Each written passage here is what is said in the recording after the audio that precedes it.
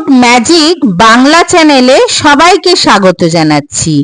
আজকের পর্বে নিয়ে এসেছি অপূর্ব স্বাদের একটা চিকেনের রেসিপি।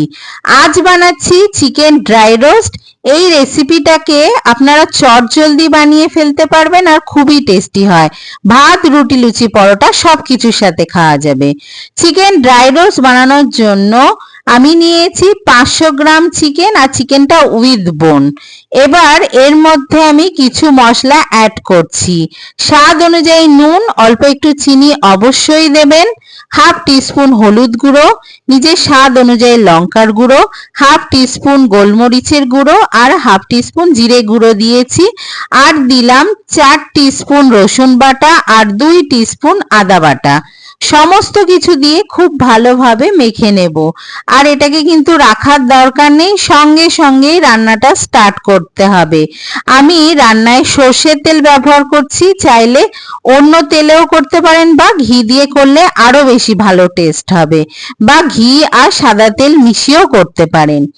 তেলটাকে খুব ভালো করে গরম করতে হবে, তারপরে তেলের মধ্যে চিকেন দিতে হবে। তেলটা ভালো গরম করে চিকেন দিয়ে হাই ফ্লেমে 5 থেকে 7 মিনিটের মতো টাইম নিয়ে ভালো করে ভেজে নিয়েছি। এবার ফ্লেমটাকে একেবারে লো করে দিয়ে দিচ্ছি একটা বড় সাইজের পেঁয়াজ কুচি আর একটা বড় সাইজের টমেটো কুচি। সমস্ত কিছুকে ভালো করে মিশিয়ে লো ফ্লেমে ঢেকে রেখে দেব মোটামুটি 10 থেকে 12 মিনিটের মতো, বা যতক্ষণ না পেঁয়াজ আর টমেটোটা ভালো করে গলে যাচ্ছে। এই রান্নায় পেঁয়াজ আর টমেটো থেকে যে জল বেরোবে তাতেই চিকেনটা সেদ্ধ হবে, আলাদা করে জলের ব্যবহার কিন্তু করা হবে না। দেখুন আমার পেঁয়াজ আর টমেটোটা গলতে মোটামুটি 12 মিনিটের মতো সময় লেগেছে লো ফ্লেমে। এবার আমি ঢাকা সরিয়ে নিয়ে দিয়ে দিলাম হাফ টিস্পুন গরম মশলার গুঁড়ো আর বেশ অনেকটা ধনেপাতা কুচি আর কাঁচা লঙ্কা কুচি আর পাকা লঙ্কা কুচি। এটা অবশ্যই দেবেন, খুব ভালো একটা ফ্লেভার এনে দেয়।